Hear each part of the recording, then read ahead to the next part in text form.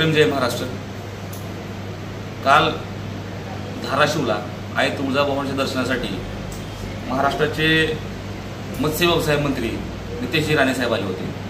नितेश राणे साहेब आल्यानंतर एक महायुतीचा घटक म्हणून मित्रपक्ष म्हणून मला आनंद झाला आणि असं वाटलं की आता जिल्ह्याला काहीतरी नवीन घोषणा मिळेल, जिल्ह्याला काही निधी मिळेल, आणि पण असं होताना काही दिसलं नाही। याच्या उलट काल नितेश राणे साहेब जिल्हा नियोजन समितीवर त्यांनी भाष्य केलं।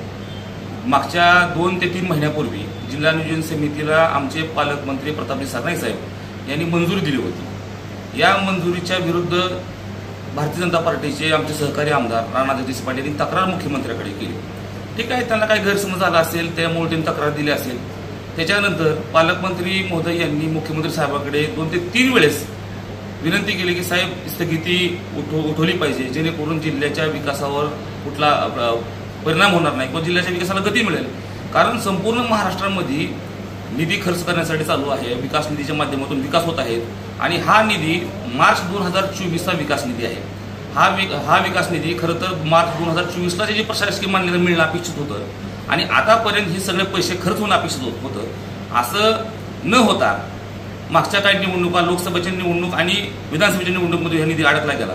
त्याच्यानंतर नवीन सरकार स्थापन झालं। नवीन सरकारमध्ये आमचे धाराशिवचे पालकमंत्री प्रतापजी सरनाईक साहेब यांनी या नवीन 266 कोटीला मंजुरी दिली।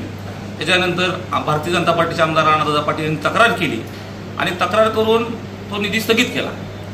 त्याच्यानंतरही आमचे पालकमंत्री सरनाईक साहेब यांनी मुख्यमंत्र्यांकडे 3 ते 4 वेळेस याचा पाठपुरावा केला आणि निधी उठवण्याबाबत मुख्यमंत्री साहेबांकडे विनंतीपत्र देखील दिलं।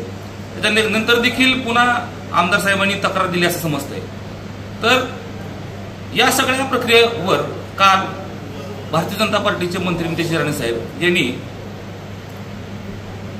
फडणवीस साहेब हे सगळ्यांचे बाप आहेत अशा प्रकारचं त्यांनी वक्तव्य केलं आणि जिल्हा नियोजन समितीला अनुसरून त्यांनी वक्तव्य केलं। जिल्हा नियोजन समितीचे अध्यक्ष हे पदसिद्ध अध्यक्ष पालकमंत्री असतात। आपण मित्रपक्ष आहेत, मित्रपक्षाच्या पालकमंत्र्यांच्या निधी वाटपाला आपण स्थगिती देत आहे, तर ही काय चांगली गोष्ट आहे? कसं आहे? आणि शेवटी हा निधी कुणाचा आहे? हा निधी सर्वसामान्य लोकांच्या धाराशिव जिल्हावासियांचा निधी आहे। या निधीला स्थगिती देणं म्हणजे कुठल्याही मोठ्या प्रकारचा आपण गड जिंकलेला नाहीये किंवा कुठल्याही मोठ्या प्रकारचा आपण पराक्रम केले असं नाहीये। खरं तर आपण महायुतीचे मंत्री म्हणून आपण हा सगळा प्रकार समजून घेणं अपेक्षित होतं आणि जर काय गैरसमज असतील भारतीय जनता पार्टीच्या आमदारांनी आमच्या मंत्र्यांमध्ये, तर ते बसून कुठं तर तो कोलॅबोरेशन करून तो लोकांना निधी कसा लवकरात लवकर मिळेल, तो निधी कसा खर्च होईल, जिल्ह्याच्या विकासामध्ये भर कशी पडेल हे आपण बघणं अपेक्षित होतं। असं न करता आपण सत्तेच्या आविर्भावामध्ये आपण काल बाप काढला। साहेब, कुणाचा बाप काढता? कशासाठी बाप काढता? ही महाराष्ट्राची संस्कृती आहे का? आपण महायुतीचे मंत्री आहात, आपल्याकडून हे वक्तव्य शोभले नाहीये। महाराष्ट्राचे मुख्यमंत्री, लाडके मुख्यमंत्री आदरणीय फडणवीस साहेब हे सुद्धा अतिशय बोलत असताना जबाबदारीने बोलतात। आमचे नेते एकनाथजी शिंदे साहेब बोलत असताना अतिशय जबाबदारीने बोलतात। आपले वरिष्ठ नेते अशा पद्धतीने कधी बोलत नाही, त्यामुळे आपण सुद्धा असं बोलणं योग्य नाही। एक शिवसैनिक म्हणून, एक धाराशिवचा नागरिक म्हणून ही माझी शोकांतिका खंत मी आज आपल्या माध्यमातून व्यक्त करतो।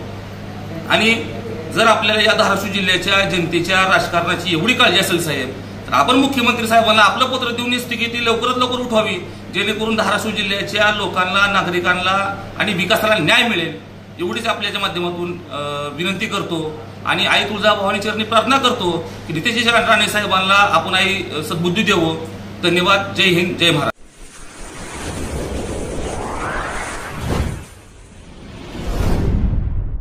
वीर महाराष्ट्र न्यूज चॅनलला लाईक आणि सबस्क्राईब करा। धन्यवाद।